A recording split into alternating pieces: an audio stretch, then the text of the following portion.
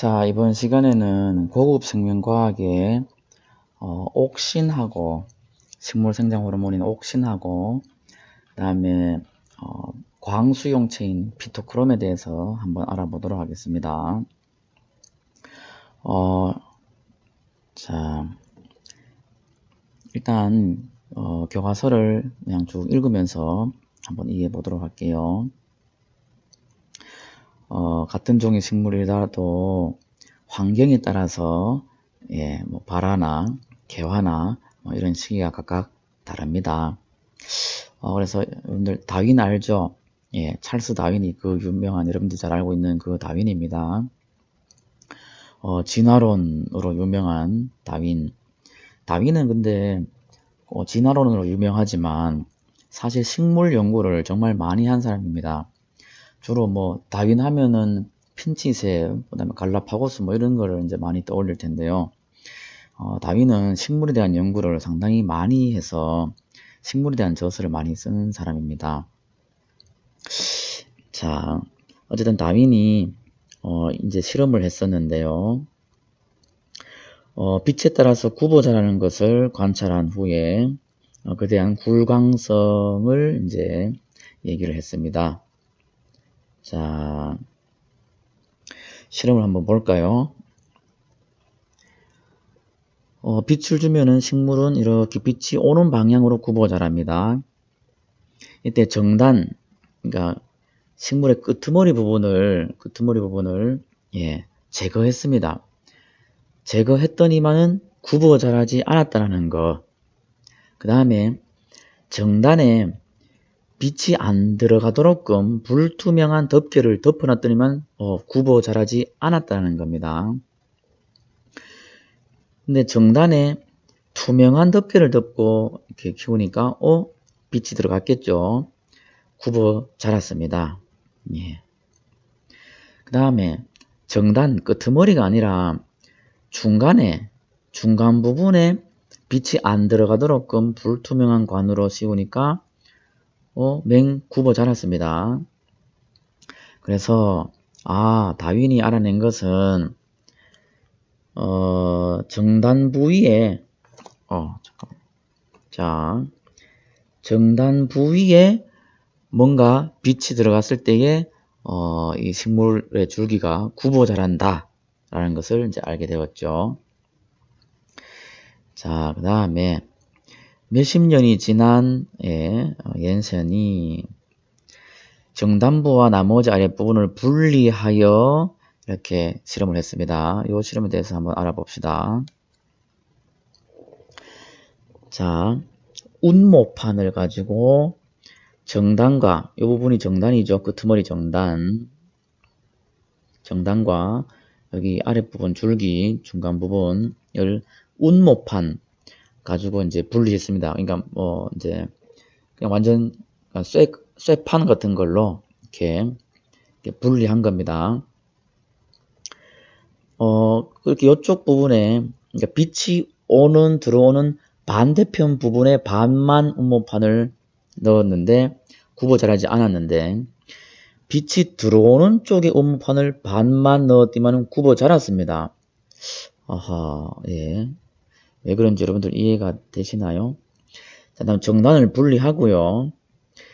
그 다음에 정단과 그 분리한 그루터기 사이에 젤라틴을 넣었는데 젤라틴은 이게 이제 앞에서 운모판하고 이제 상대적인 건데 운모판은 어떤 화학 물질이 전혀 통과할 수 없는 딱딱한 그냥 쇠판이라고 생각하면 되고 젤라틴판은 화학 물질이 통과할 수 있는 판이라고 생각하면 됩니다. 그러니까 화학 물질이 통과할 수 있는 판을 대니까 빛을 줬을 때 맹 굽어 자랐다는 겁니다. 자, 그럼 이것이 무엇을 뜻할까요? 자, 앞에 다윈의 실험을 통해서 정단에 빛을 주면, 끄트머리에 빛을 주면은 굽는다는 걸 알 수 있죠. 그죠? 알 수 있는데, 운모판을 했을 때는 뭔가 이제 문제가 생겼는데, 젤라틴을 이제 완전하게 다 이렇게 사이에 발라도, 젤라틴을 삽입해도 굽어 자란다는 것을 보아서는 화학 물질이 여기에 관여한다는 것을 알 수가 있습니다. 운모판은 그렇지 않는데 젤라틴은 그렇다는 것을 보고 화학 물질이 관여한다는 것을 알았고요. 화학 물질이 어디에 관여하겠습니까? 빛을 준 반대편 쪽을 신장시켜서 굽어 자라게 한다는 것을 알 수가 있죠. 이 실험 결과로 화학 물질이 무엇인가 식물 생장에 영향을 미쳤다라는 것을 알 수가 있습니다.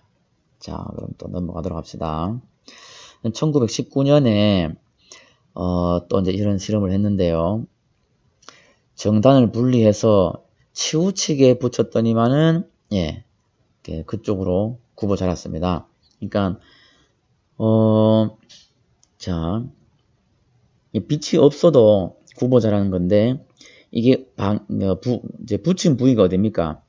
굽어 자라는 곳에 이게 길어진 쪽 부분에 이렇게 붙였을 때 이렇게 굽게 자라죠. 따라서 앞에서 했던 실험하고 같이 이제 엮어서 보면 이제 정단에 있던 어떤 화학 물질이 이제 자라게 하는데 자라게 하는 쪽으로 이제 내려오게 되면은 자라게 하는 쪽 부위는 더 많이 자라고 그렇지 않은 부분은 적게 자라서 그 자라게 하는 화학 물질이 있는 곳의 반대편으로 그러니까 여기서는 오른쪽이죠. 이렇게 굽어 자란다라는 것을 알 수가 있죠. 마찬가지 벤트의 굴광성 실험 같은 경우에는 젤라틴 위에 자엽초 정단을 놓습니다. 그럼 이 정단에 있던 어떤 이 식물을 자라게 하는 물질, 이 물질이 젤라틴 안에 들어가게 되겠죠. 젤라틴 안에 스며들겠죠. 여기에 그것을 이 젤라틴을 이 자엽초 그루터기에 한쪽 면에 치우치게 붙였더니만은 붙인 곳에서는 이제 잘 자라고 그렇지 못한 곳에서는 자라지 않으니까 붙이지 않는 방향으로 굽어 자라게 되죠. 벤트는 이 화학 물질을 옥신이라는 이름을 붙였습니다.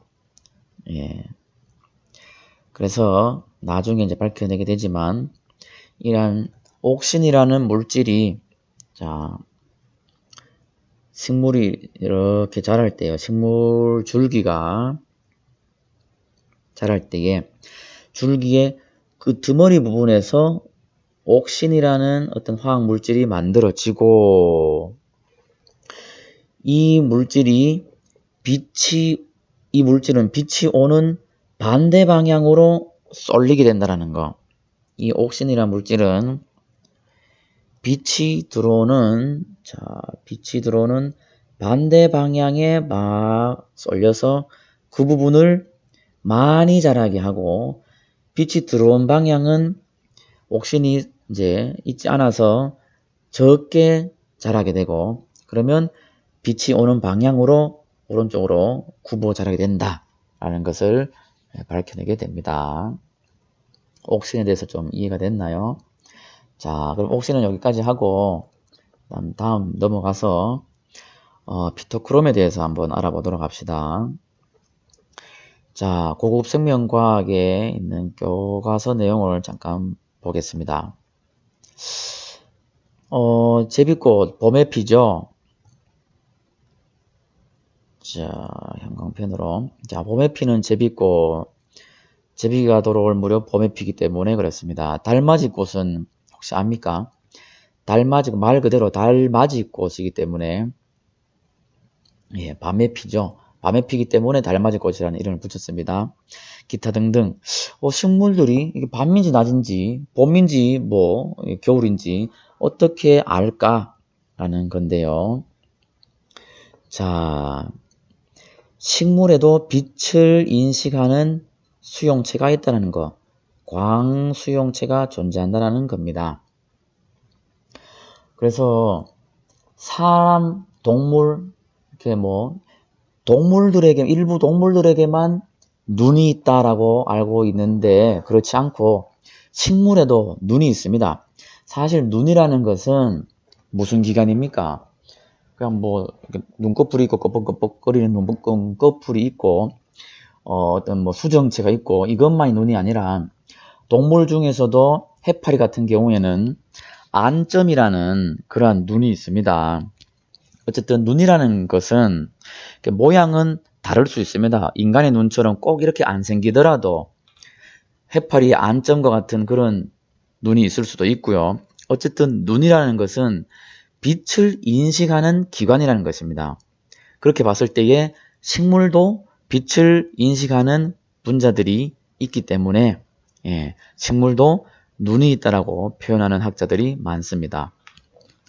식물에서 빛을 수용하는 것은 세 종류가 있는데요. 식물에는 광 수용체 세 종류가 있는데요.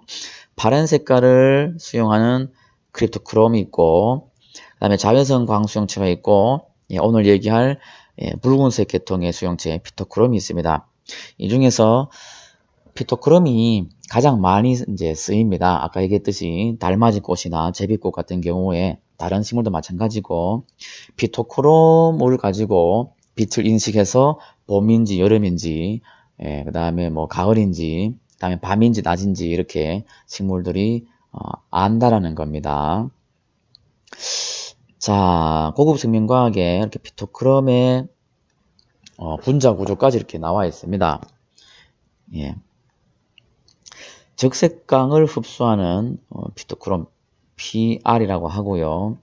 이 PR이 적색광을 흡수하게 되면은 지금 구조가 어디가 다르나요? 다른 건 다 거의 이제 비슷하죠. 다 비슷한데 요 부분하고 요 부분이 다르죠. 예. 요 부분이 이제 시스형으로 이렇게 되어 있다가 PR 분자가 이렇게 구성되어 있다가 일반적인 적색광 그러니까 그냥 가시광선 중에서 적색광을 그러니까 낮에 이제 빛을 받으면 트랜스 형태의 이러한 형태로 이제 구조가 바뀝니다. 그것을 우리는 PRT라고 합니다. 죄송합니다. PFR이라고 합니다. PFR이라고 합니다. 다시 얘기해서 피토크롬 PR 형태가 일반적인 그런 낮에 빛을 받으면 적색광을 받으면 이렇게 구조가 트랜스 형태로 바뀌어서 PFR 구조로 바뀐다는 겁니다. 그런데 이 PFR은 근적외광 그러니까 좀 더 이제 이게 붉은색인데 좀 더 이렇게 적외선 쪽으로 이렇게 가시광선에서 붉은 쪽 끄트머리로 치우쳐져 있는 그러한 730나노미터의 그러한 이제 빛을 받게 되면은 다시 이제 PR 형태로 바뀌게 됩니다. 그 다음에 꼭 근적외광을 받아서 바뀌지 않더라도 어둠 속에서는 서서히 자연적으로 PR의 형태가 이제 되는데요. PFR 형태는 좀 더 이렇게 불안정한 형태이기 때문에